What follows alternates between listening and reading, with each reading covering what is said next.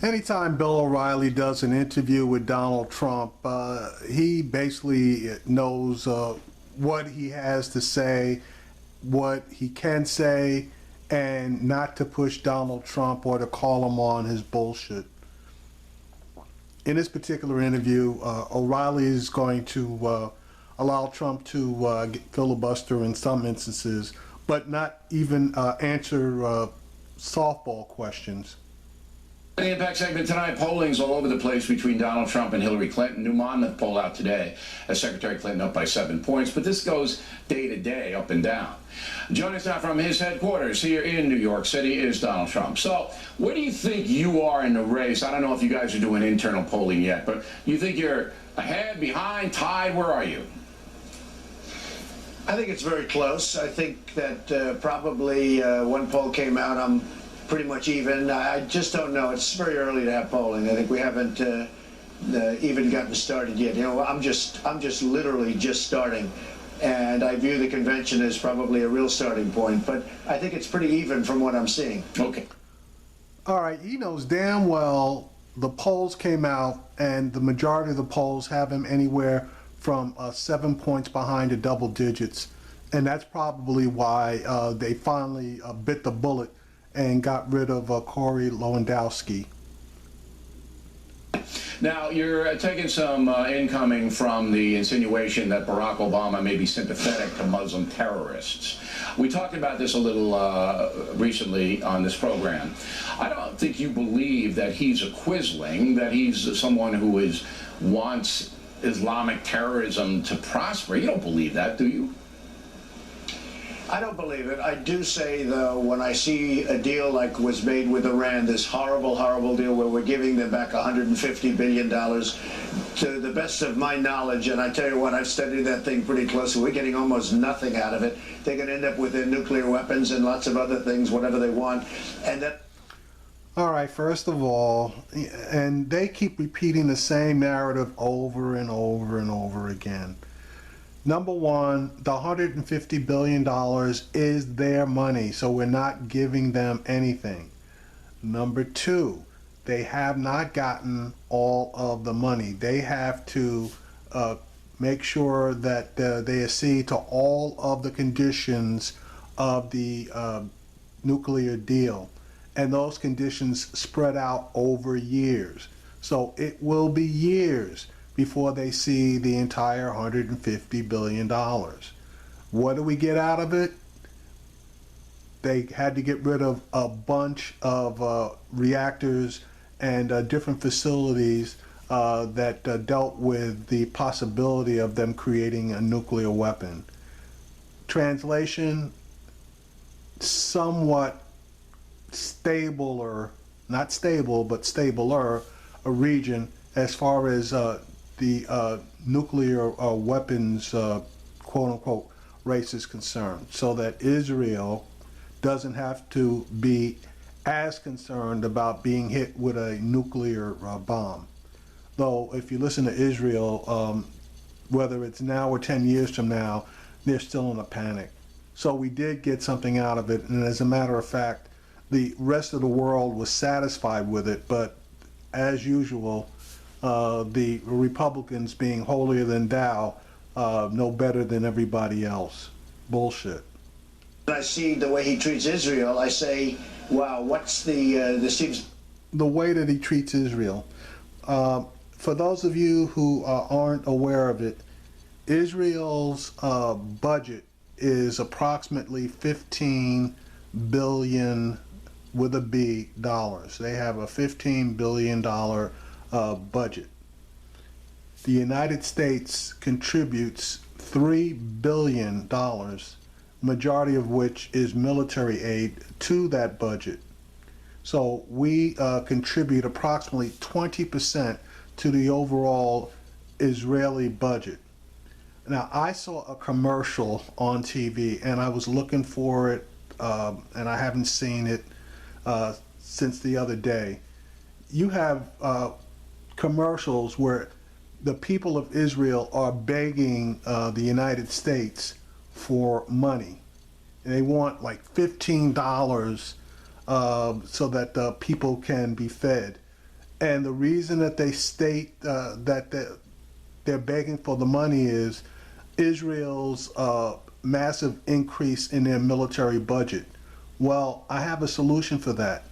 Make peace with your enemies, and then you don't have to spend all the money on your military, which is exactly what we're doing. We're increasing our military budget. I believe it was $545 billion last year. They're bumping that puppy up to over $600 billion in the budget that they just signed. So we're going the way that the Russians went when they ended up bankrupting themselves behind their military budget. We need to stop being the policemen of the world. We need to stop sticking our nose in every time somebody sneezes. We actually need to have a military budget that will protect us and not the whole world. Let everybody else foot their own bills. If they want some help, yep, they need to pay for it. Other than that, let them do what they got to do. America is not the policeman of the world. We don't need to babysit the world. Every time somebody in the world sneezes, there's a national disaster. We're number one as far as contributing aid. Can we afford it? My opinion is no. To be a double standard. I'm not happy about it. A lot of other people aren't happy about it. I can tell you the people in Israel are not happy about it. So I look at things and I see what's going on, and I'm a common sense person, and I don't like it. I don't like it. I don't like it one bit. Well, the Iranian deal's geopolitics, and he believes that he's going to keep Iran from getting the nuclear device, but we'll see down the road. But your insinuation after Orlando was a little bit more personal than that.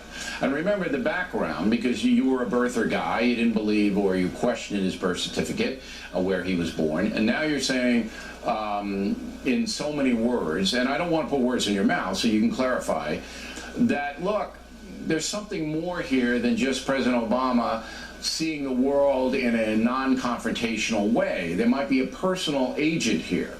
Is that on your mind? Well, it bothers me when he's afraid or doesn't want to mention the words radical Islamic terrorism, when obviously... But he says it doesn't do any good to do that. It doesn't influence his policy.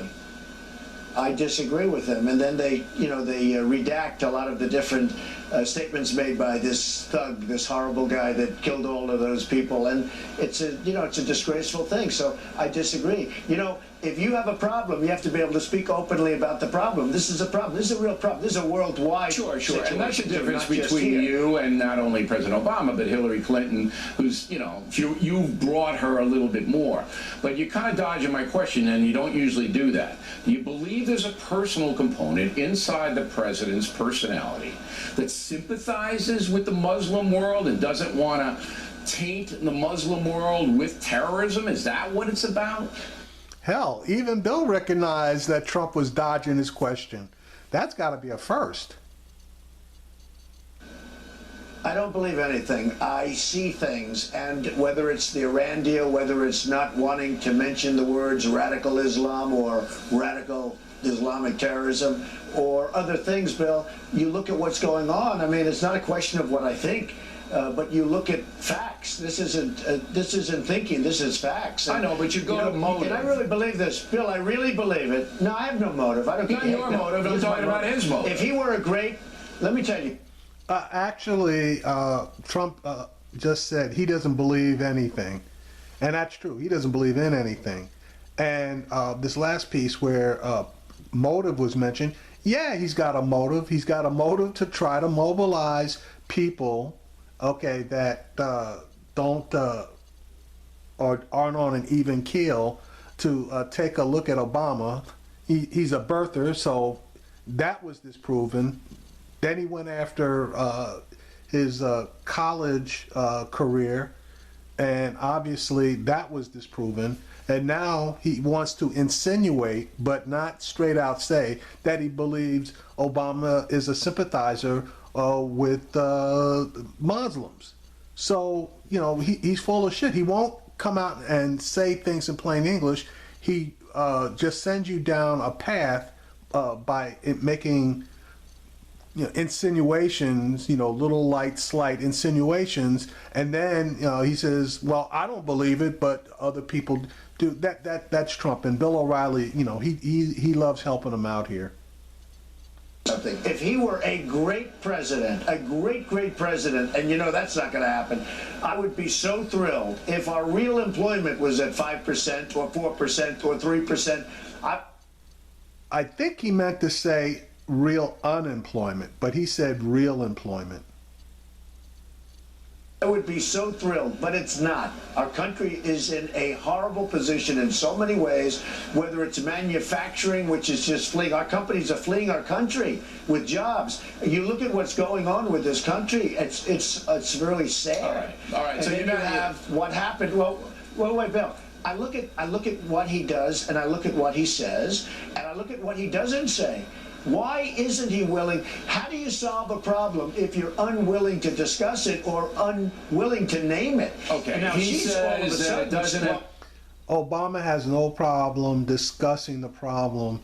He doesn't want to say radical Islamist terrorists because people have a tendency to shorten things.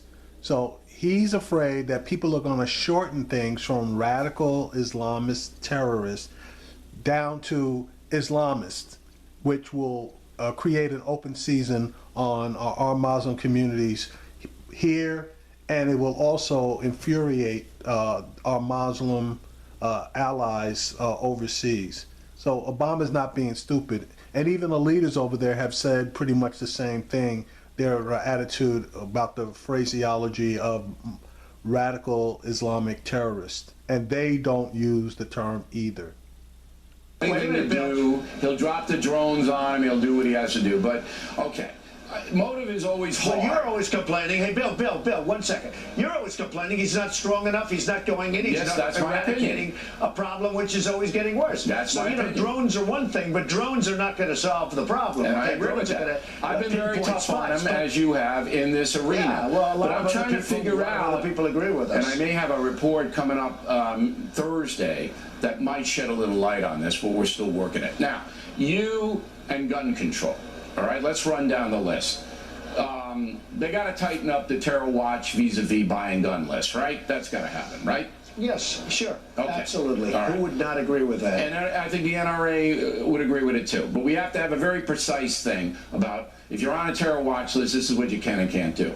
What about the big guns? All right, do people need the big rifles that fire a lot of rounds? Do they need them?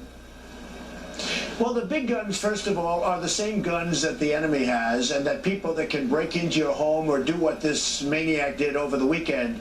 And the big people that are carrying AR-15s, those are not the guns that they are carrying when they break into your house.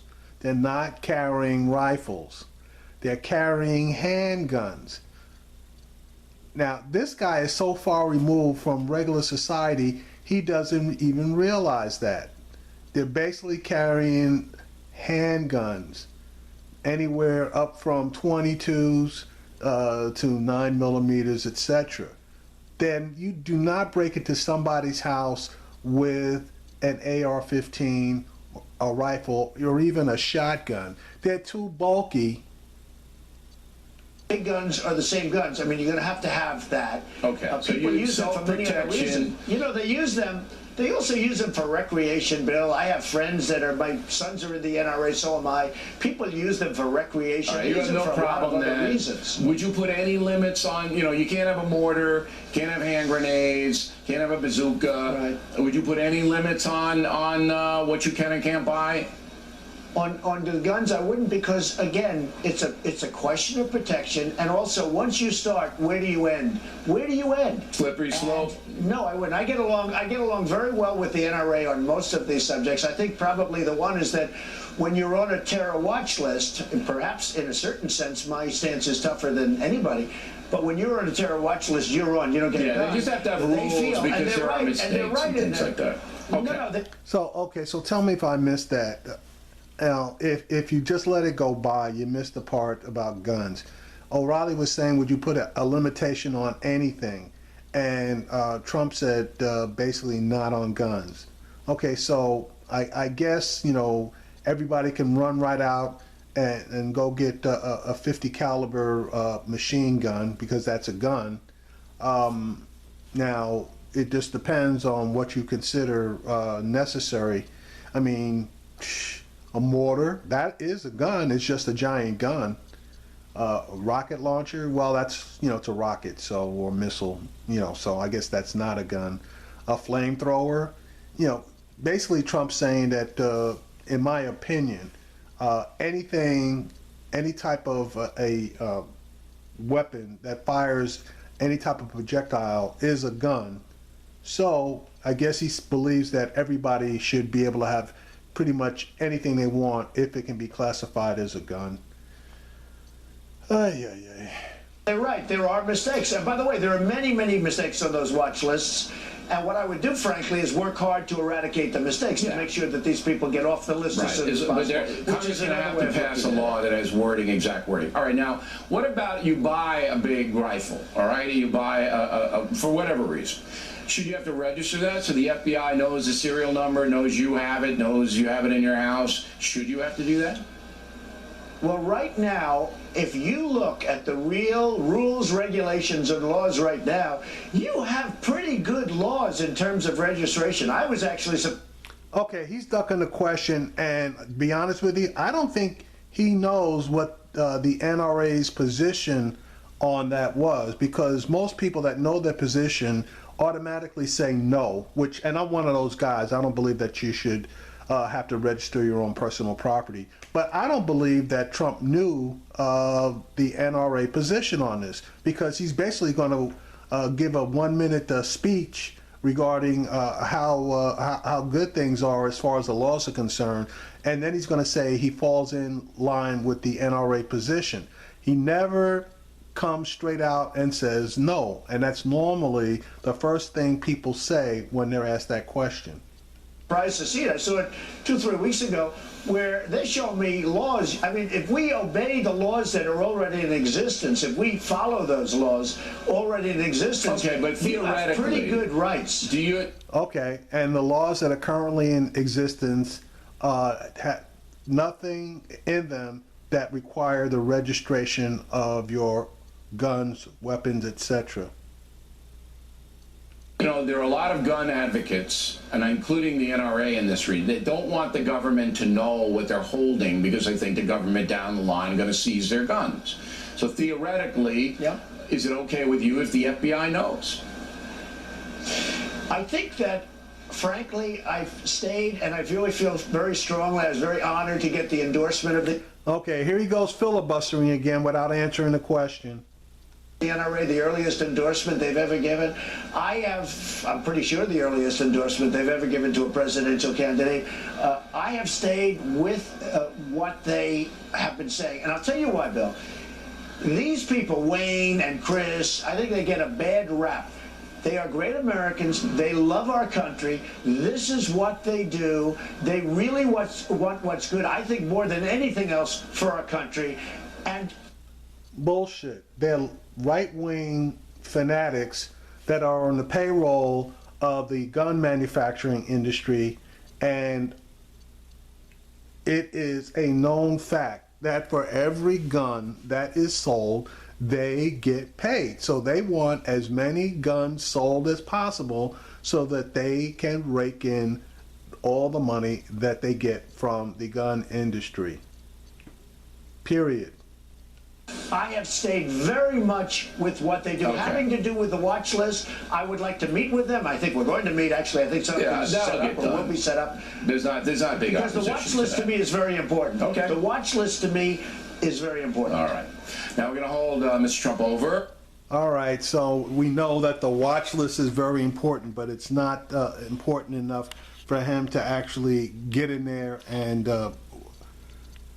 pressure the NRA to do something that they don't want to do, which is they don't want any restrictions on the sale of guns. Doesn't matter whether it's a terrorist or not. if they were, in fact, concerned about terrorism, their congressmen sit down, they would write the law that they would be in favor of, hand it to their congressmen, they would push the law, they would pass the law, and then we'd have a law covering terrorists. But that's not their agenda, so we're gonna let it be what it is. Donald Trump from his campaign headquarters here in New York City. So one of your advisors, Corey Lewandowski, he's out. What happened? He's a good man. We've had great success. I got more primary votes than anybody in the history of the Republican Party by a tremendous amount, not by a little bit. I think Corey's terrific. I watched him before. He was terrific toward me. Said I was a talented person, and he's a talented person. He's a good guy. He's a friend of mine. But I think it's time now for a different kind of a campaign. We ran a small, beautiful, well-unified campaign. It worked very well in the primaries. I think I'm probably going to do some of that. I want to keep it a little bit very much in control. As an example, I have 73 people. Hillary Clinton has like almost 900 people, and we're in the same position. So, there's something nice about that. I got criticized for that. I said, wait a minute, I've spent much less money than her, and the result so far is the same. I should be credited for that. But with Corey, I'm really proud of him. He did a great job, but we're going to go a little bit of a different route. All right. So it's a different style. It's a different style, and you're bringing in a some... little different style. Okay. Yeah, all right, a little different style. But a good guy. Yeah, a little different style. You claim that you are going to try to fight in all the battleground states, plus California and New York, but you spent $0, and you had a 5-week head start on her. Yeah, I would call that a little different style, all right. In any campaign, there's like power, backstabbing, and everybody's vying for your attention. And do you care about that? Office politics? Do you care about any of that? Well, it happens all over. You talk about office politics, it's all over. And I think it does happen here too. It happens everywhere, and I'm pretty good at it. I pretty much see. Yeah, we saw that on The Apprentice. Right, so. Yeah, no, it happens. I mean, that's right. Part of life. That's part of business. It's part of the social fabric of life also, in case we don't want to talk about it, but that's part of life. What about the VP search? Are you going to announce before the convention in Cleveland? So you guys can go in. At the convention. Are you going to announce at the convention? Bill, I have to tell you this. Yes. I have to say this because I have a couple of people have said they have decided that they didn't want to be. They were never asked. I have people that want to be chosen so badly, you have no idea. I mean, so badly. Yeah, I can think of one guy, and pretty much just one guy, maybe 1.5 guys. The one guy I can think of that wants it so badly is Chris Christie, because his political career in New Jersey is over. The other half a guy, I think, is probably Newt Gingrich. Anybody else basically is a no. And for him to say people have come out up front and said they're not interested, and for him to say that he never considered them, well, they basically said they didn't care whether he considered them or not. They weren't interested. So they just let him know up front where they stood. So he's trying to cover his basic psychology. He's probably trying to cover his ego by saying, well, they could say that, but I would have never considered them anyway. Bullshit. Why would they want to do that? Because you're not going to let them have any power. You're going to do everything. Why would they want the job? No. I want somebody who's going to do a great job and has great judgment. But tell me what you want. What are you looking for? What are you looking for? You want a real strong policy guy? You always have to start. I mean, I hate to say this, but you always have to start with somebody that's going to be a great president in case something happens, right? Okay, you start. But I want somebody that I can rely on for their judgment. Hillary Clinton has poor judgment. I hope she picks a vice presidential candidate with good, but hopefully it won't matter because she'll lose. But I want somebody with great judgment. I also want somebody that most likely will be in the world of politics because I have all of the business experience and I have tremendous business leaders. Yeah, I said Gingrich. Yeah, you got all of the business experience of a failing Trump airline, failing Trump University, failing Trump magazine. Yeah, you got a lot of business experience. And oh, I forgot about the failing Trump casino. Yeah, that's a lot of good business experience. Though, to be fair, you do have some positive business experience as far as being able to build buildings. But building buildings and running the United States government are the two different things. In terms of getting legislation. Right. Gingrich is probably his best bet, you know, because but Kisi He's a good man. He's a good man, but, you know, he disagrees with you sometimes. And I think that's healthy. You know, Gingrich came out and hammered you about the Mexican judge. I think that was a mistake that he made. I've been treated unfairly. Look, I know, but Gingrich said he's looking at the big view. Thousands of people that love the course, and I've been treated unfairly. What can I do? Yeah, and you have thousands of people that hated the course that you issued refunds to, and when you saw all the money going back to the people, you stopped issuing refunds, and that's why you got the goddamn lawsuits. All right, but what I'm trying to get across is Gingrich has all of the things that I think you're looking for. Yet he's his own man. He's going to say what he thinks. Okay. He's not going to pander. I mean, is that okay with you? Okay. You want a strong person like that? It's all right? It's good. I know, and he's got good judgment. He's a good guy. He's been amazingly helpful. He's been, you know, I watch him on the different shows, including yours, but I'm with him also. He's got very great talents. But yeah, he came out and endorsed you. Great talents. Julie. Yeah, and you guys, between the two of you, I think you got either 5 or 6 divorces. So yeah, birds of a feather pretty much on that one. He's endorsed you. Now, we talked weeks ago about you putting together maybe a cabinet before you got to Cleveland. A bunch of guys, you know, Christie's in play, Giuliani's in play, and then going in with a team. Is that conceivable? Could you do that? It is conceivable. Not for the vice president, but for certain positions, we may do that somewhat before the convention. Okay. We have tremendous people. We have tremendous talent, and we're going to use the talent. We're going by talent. We're not going to do necessarily politically correct. We're going by talent. Would you step across the aisle and maybe try to convince Senator Warren from Massachusetts to come and be the ambassador to Tonga or someplace like that? No, she wouldn't be my first choice. You know, she's been a very, very poor senator. She's passed But Tonga's pretty far away. Little legislation. She has been. No, you know the funny thing about Elizabeth Warren, she's been a lousy senator. She's done a terrible job. But she hasn't been in there that long. You know, this presence where she's done a terrible job. Do you regret calling her Pocahontas? Do you regret that? I do regret calling her Pocahontas because I think it's a tremendous insult to Pocahontas. Right. So to Pocahontas, I would like to apologize to you. All right, so I don't see a lot of reaching across the aisle, but who knows? Always instructive, and we appreciate you taking the time. I've told you that many times, and it's nice to have you on, Mr. Trump. Thank you very much. See, and that's just what everybody says. Donald Trump is a pig. Yeah, he still wants to take a shot. Number one, Elizabeth Warren hasn't been in Congress that long. She's the junior senator from the state of Massachusetts, and she has done more and had more of an effect in government than Donald Trump ever will. And she's only been in politics a short time.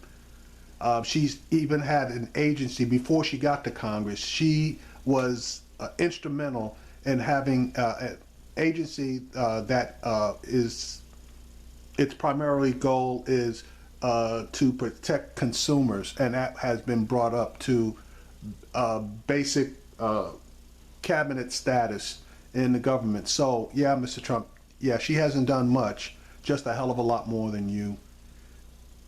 You're gonna burn in hell.